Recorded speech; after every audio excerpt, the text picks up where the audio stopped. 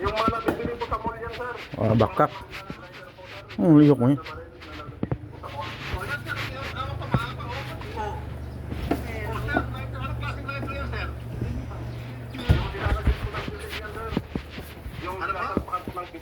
Yung sinasalpakan po ng building, sir. Pinunot mo yan para takutin ka yung pinagtataksakan Model ng restaurant? Oh, sir. Alam mo, sir, kanina pa kita nahuli, sir, eh. Ang daming lapses doon sa mga binibigay mo, sir, ng mga statement mo. Hindi po, sir. Sir naman, unang-una, sir, hindi ugali ng isang apusadong pulis na mananakot na rin lang siya, manduduro na rin siya, manunukot na rin lang siya, lighter pa, o yung pinagsasaksakan ng butane. Parang nanduloko ka na yan, para kami lahat ng tao sa mundo, bobo na. Sir naman. Yung lighter po, sir, yung linalagyan po ng butane, sir. Tapos pangalawa, sir, sabi ko, sir, hindi yung service fire, hira lang po bakit hindi mo report sa yung supervisor na SOP po yan, dapat sinasabi mo na yung service fire ay hira para naman ma-report, malaman ng hepe, para nag-alamanin ka magtakit yung sarili mo sa isang na detector test, kaya dapat makatulog mo para sa clear yung lane. Sir Idol, sir, para ano po, sir, para mapatunayan po na talagang na tumagal ko. May sir po ako sa sir, may mga pulot. Kunin po natin sir, sa email po naman po sir, pinakontra po natin sir. Oo nga, totoo na ako sa filing team, pero yung alam mo dyan sa barit po dyan. Na maaari po yun, maaari hindi mo pwede, maaari hiniram mo rin. Per ating researcher din po, Idol Rafi, walang alam po si Major Rupisa na person of interest po yung kanyang tao na si ito nga po si Sarge Mina Jr. Oh my goodness.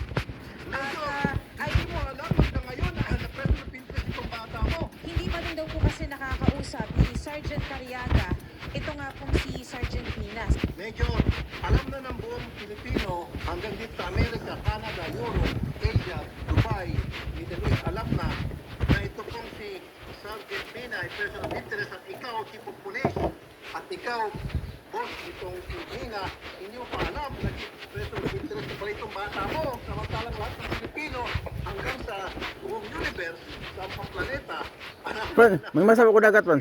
Mina, ikaw, sir naman. Your information, sir, nangyari kasi yung incidente sa Tagulin, Ilocotor, at yung tao ko wala naman siyang mapapansin sa tungkol sa... Sabi na, baka nagpapayag pa rin yung baril. Pero dapat na ano na yun, napupunay ngayon. Medyo, Yes, sir, Senator, Idol. hindi pa pala na-imbestigahan, hindi pa nakakausap ni Sargento Cariaga, si Sargento Mina. Wala Friends. wala pa naman sir, Ako na hugasan diri para sure kuan ba? Walang yung po. Alam niyo po, Major, kung ang suspect po ay hindi pulis, dapat kana ako ni hugasan ba? itong person of interest Ako ni hugasan. po nabugbog, Ha? lalo pa kung pulis po, ang biktima, nabugbog na po ito, wala nang proseso.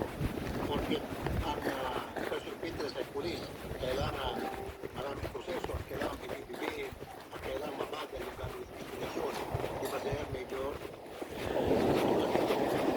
This ano pa, hindi pa nalalaman yung resulta ng squad, hindi pa nakausap itong sa Republika.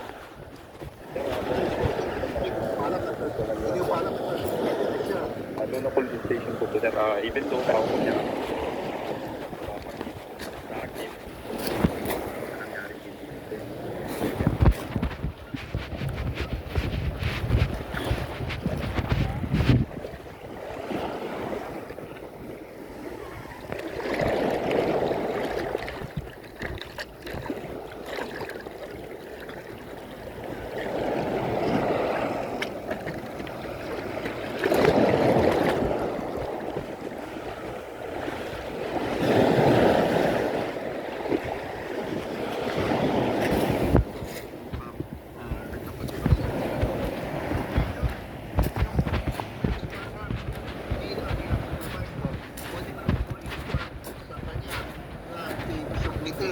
Sa drive na para forensic.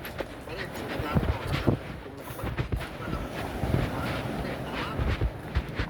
Tama po. Yes, sir. Yes, sir. And then, pag-verify na lang po yung kanyang alibay major kung tumutugma. Opo, sir. Wala ka doon.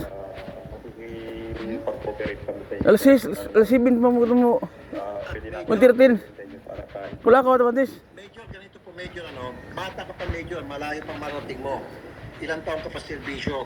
Francis? Siguro sayangin yung Francis? career para lamang sa isang... Oy, ako pebaw ah. Napakasimple lang eh. June 5, nangyari panunuto. July 1, pinost ng biktima yung panunuto. July 2, patay na siya.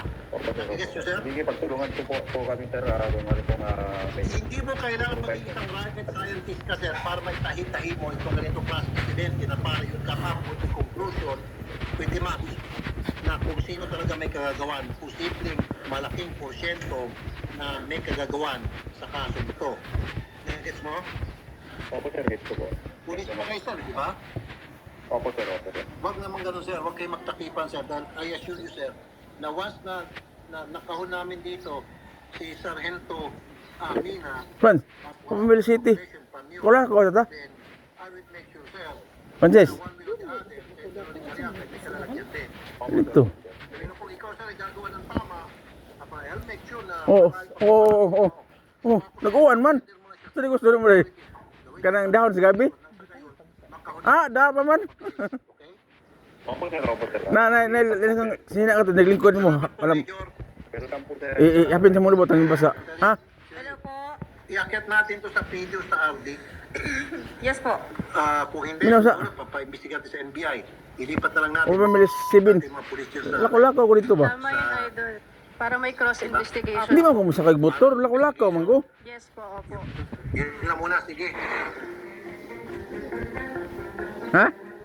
Francisca?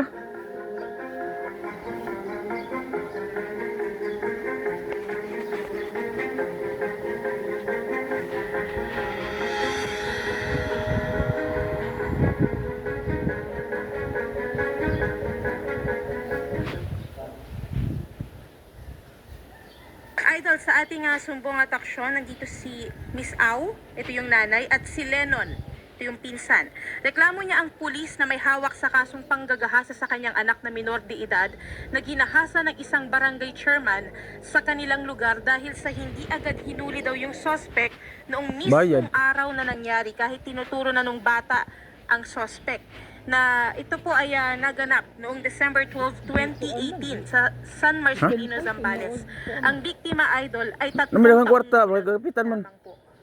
Chairman ang may kagagawa. Yes po. Takbo dayo masadim lapas 24 hours. Hindi pa ba ito patay? I mean, Grabe. 3 taong gulang. man, Oh. Diker. ng hapon po, sir. Pre kapitan ng grip. Si nanay nasa kas. Nasa ano po ito? Ha? Pasok yan si nanay. So, nung mangyari po yung krimen, yung panggagahasa, agad po kayo nagsumbong. Hindi po, bali po ano ako eh. Sumunod lang po ako sa kanila. Ano lang ako. Yung mismong sila lang po ang naka ano doon. Yung pumunta na po ako doon, andun na yung mga pulis. Sumunod lang ako sa pangyayari. Okay. So, kasi ang pinakreklamo nyo, hindi man lang Opo, inaresto. yun nga po. Pagpunta ako sa pangyayari, pumunta sa akin yung pulis, tinanong kung kasama ako. Kung kasama na ako. Papasukin si nanay. Hindi po, Off cam po kayo. Hindi ko kayo makikita sa camera. Tapos po, Ma'am, sir, si nanay na lang. Sige. Nay, magandang hapon po, nay. Good afternoon po. So, nagsumbong ko kayo sa pulis Opo. immediately after na mangyari po yung panggagahasa. Opo. Yung mga pulis, hindi po inaresto yung suspect na chairman. Opo. Bakit daw po? Wala daw pong bad record yung pulis nung araw na yun. Bad record. Pulon ginaabli na. Wala nang bad record si barangay chairman, kaya hindi po di-arestuhin. Opo. Kahit na yung bata Ayaw. niya nagtuturo na siya. Opo. Wow.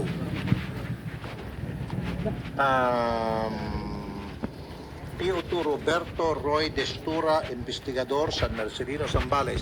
PO2, magandang hapon po, sir. Yes sir po, magandang hapon po. Sir, pakipatay po, sir, ang inyo pong monitor para hindi tayo magka-doble-doble. Hilingi dire kay ko ano pa rin dala na. Natin.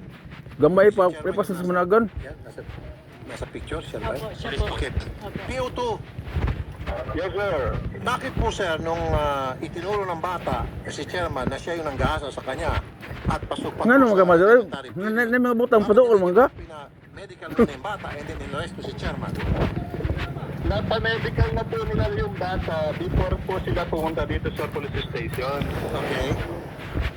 Actually po, ang report nila dito, dumating sila alas 4 ng hapon. Okay. So, galing na sila ng hospital. Okay. So, since na wala po yung duty watching TV namin, dalawa lang po kaming nandito sa police station, the sergeant at saka ako yung duty investigator na sa... Sir, pakibilisan na sir. Ano po nangyari nung sinabi po ng bata na yan yung nanggasa sa akin? Ano pong ginawa ng pulis natin?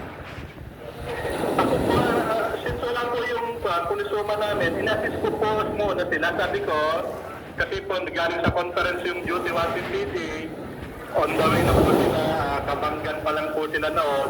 For the meantime po, i-assist ko kayo, pupuntahan ko yung lugar na pinangyarihan, doon sa barangay hall na tinasabi. Pinuntahan ko po doon, nag-conduct po ako ng investigation. Yung itinuturo pong pinangyarihan is sa loob ng barangay hall. Okay.